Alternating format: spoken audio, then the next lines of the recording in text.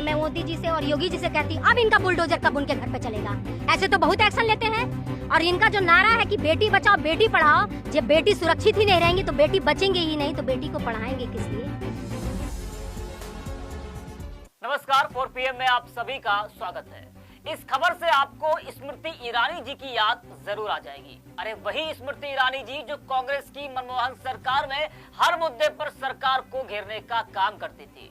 महंगाई, बेरोजगारी, महिलाओं पर होते अत्याचार, इन सब मामलों पर सरकार को मैडम घेरती थी।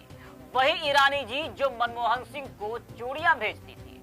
लेकिन 2014 के बाद से चूड़ियां महंगी हो गई, महंगाई है नहीं, बेरोजगारी है नहीं, महिला अत्याचार बढ़ा नहीं, इसलिए मैडम खामोश रहती है। और जब भी कोई घटना होती है और सरकार पर तमाम सवाल खड़े होते हैं तो उस वक्त मैडम खामोश हो जाती है। दरअसल मामला यह कि पीएम नरेंद्र मोदी के संसदीय क्षेत्र वाराणसी में बीएचयू की छात्रा से 3 दरिंदों ने सामूहिक दुष्कर्म किया था। वो तीनों बीजेपी के पदाधिकारी थे। बाद में विपक्ष के हंगामे और छात्रों के प्रदर्शन को देखते हुए तीनों को बीजेपी ने निष्कासित कर दिया। उस घटना पर स्मृति ईरानी जी खामोश थी। गोदी मीडिया सरकार से सवाल पूछने पर डर रही थी और सवाल पूछ भी नहीं रही थी। न ही बीजेपी नेताओं से किसी गोदी मीडिया के पत्रकार ने सवाल पूछा हो तो जरा आप बताइए। लेकिन तस्वीरों में दिख रही इन महिलाओं ने वही काम किया है जो स्मृति ईरानी जी करती थी, लेकिन अब नहीं कर रही वो, क्योंकि अब वो सरकार में मैडम मंत्री है, इसलिए वो ऐसा काम नहीं करती है। ये महिलाएं प्रधानमंत्री मुर्दाबाद का नारा लगा रही है और महिलाएं पीएम मोदी को चूड़ियां भी बेच रही है। यूपी कांग्रेस की तरफ से ये वीडियो एक्स पर ट्वीट किया गया है और उसमें लिखा है कि आईआईटी बीएचयू की छात्रा के साथ हुए गुनाह में भाजपा पदाधिकारियों के गुनहगार निकलने के बावजूद भी किसी भाजपाई नेता के मुंह से चू तक नहीं निकल रहा। बेटियों की दुश्मन बनी बैठी जुमला पार्टी के शीर्ष नेताओं की जुबान में अब भी तो हरकत आ जाए तो पूरे प्रदेश में नहीं बल्कि पूरे देश में आक्रोश है। जरा आप सोचिए कि अगर किसी कांग्रेस शासित राज्य में ये घटना हुई होती और वो सभी आरोपी दूसरी पार्टी के होते तो क्या होता।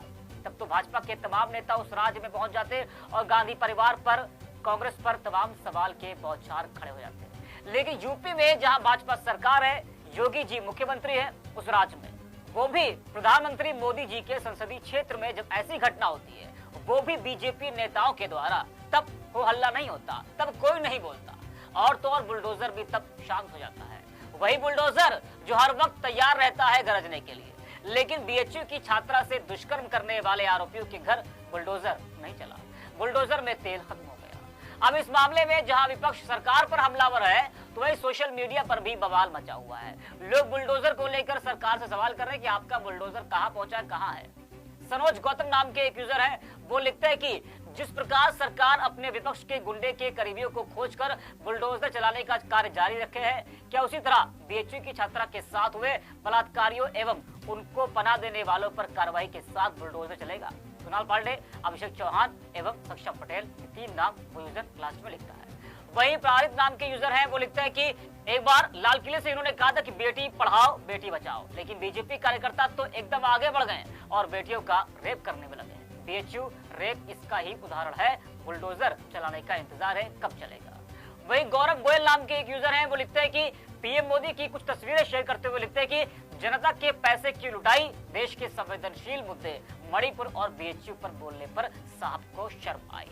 वही एसके सिंह नाम के यूजर लिखते हैं कि सुना है बुलडोजर निकला था, लेकिन जैसे ही पता चला कि नाम तिवारी और सिंह है तो बीच रास्ते में उसका डीजल खत्म हो गया।